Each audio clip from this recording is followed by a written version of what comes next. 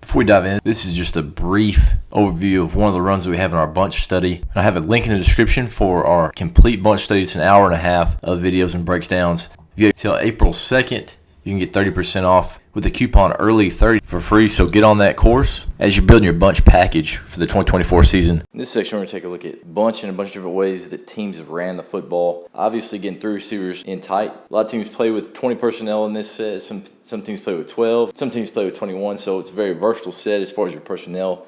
Could be out of 10 personnel. Obviously, the runs are going to be different depending on what personnel you have in the game. We're going to dive right in and see what the best offenses in college have been doing in the bunch formation in 2023 and see how that could translate into your program as well. First run we're going to take a look at is the duo, which is one of the favorite runs of basically every single team that gets into the bunch. And a real easy way to get big bodies to the front side and make a smaller guy like a corner try to tackle. First we're going to look at with duo is just against the forefront, and we have it drawn up right here just against the overfront. You got either a 2 or a 3 right here, 1 to the backside, and really if you're looking at duo, I know everybody's going to go wild, but literally just same rules as you would if you're going inside zone to the left, but it's duo to the right. And what changes here for the inside zone is obviously the back's path and then also what the back's reading. So if you're just drawing up right here, the back would actually be reading this front side linebacker, the first double team that's going up to that linebacker. That's going to be the linebacker that you read. So you're reading second level as opposed to an A-gap player or B-gap player with inside zone or mid-zone. So right here, if you're looking at this forefront, you're going to get a great double team up to the middle linebacker right here. You're getting a great double team right here up to the backside linebacker. And you're basing here at the front side. So you have those 5 that are taken care of. Typically, you're going to have a bigger guy, whether this is an H, fullback, whatever you want to call it.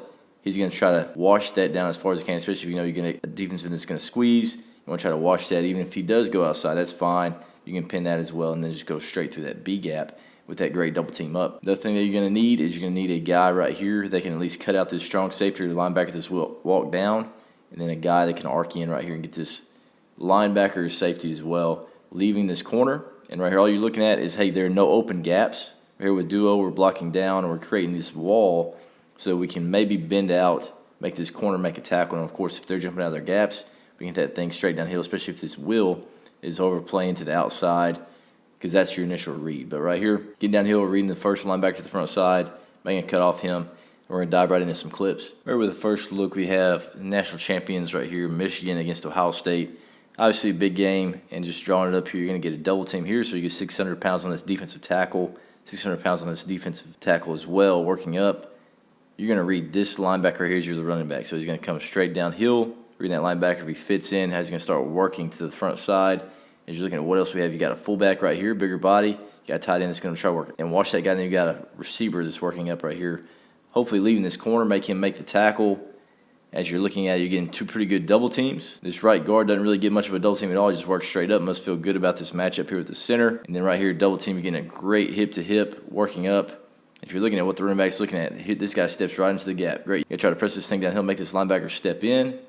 And now we're bouncing that thing to the outside. You can see they built a wall. On the back, here's the fullback doing a great job right there on that defensive end. Here's your receiver working in. You got outside leverage here with this strong safety that it rolled down.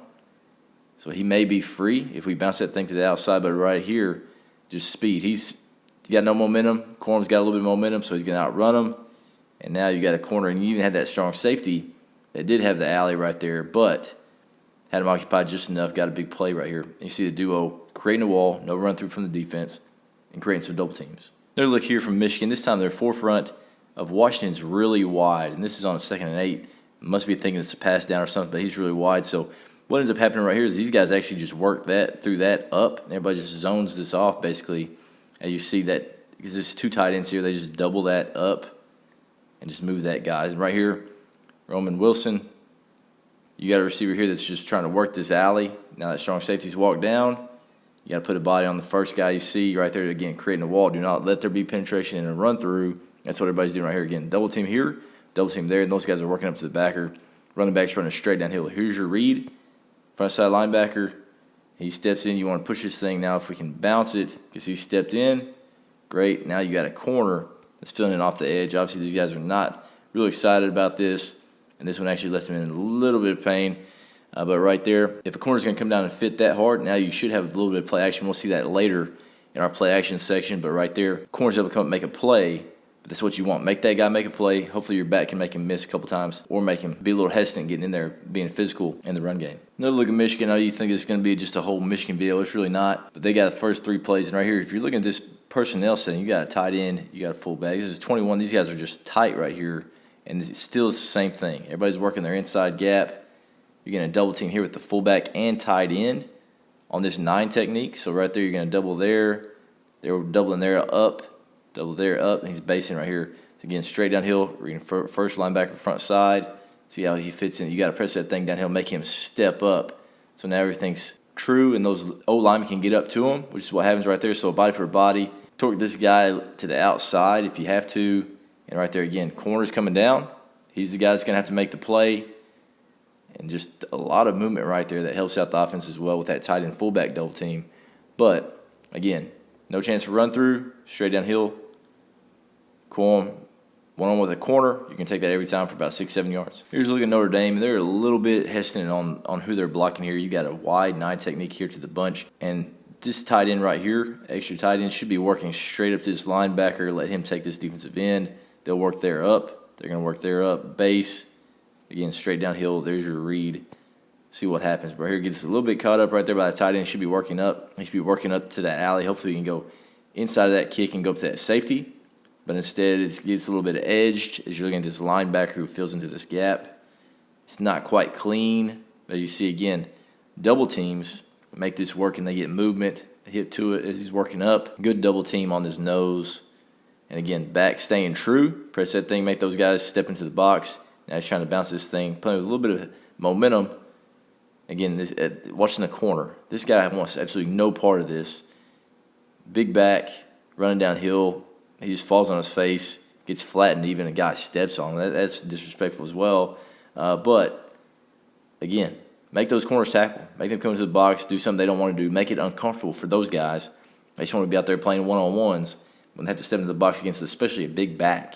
That's typically an issue for them. And that's what Notre Dame did to Pittsburgh right here. Here's a look here for Washington. And of course, it's not a perfect look. But, again, hey, it's forefront.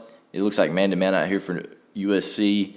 And they're getting downhill. So if we're looking at it right here, you got an A-gap player, so you're working that double team straight up again, straight downhill. There's your read.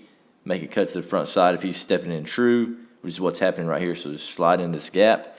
And see he's at man-to-man with his bunch. And these guys, they just try to zone this thing off. It's obviously not perfect, but those guys are trying to make something happen there on the edge. Just really have this in there so you can see that different look that USC gave. And these guys, hey, just zone it off. Don't be afraid just to go make something happen. It doesn't have to be perfect, but we got to get downhill, and we got to be physical there on the edge. Here's another look from Washington. They started off with their bunch here. They had their single receiver, and they flipped them over, so now they're to the unbalanced set. But again, it's the same thing as far as duo is concerned. He's straight downhill, bringing first linebacker to the front side.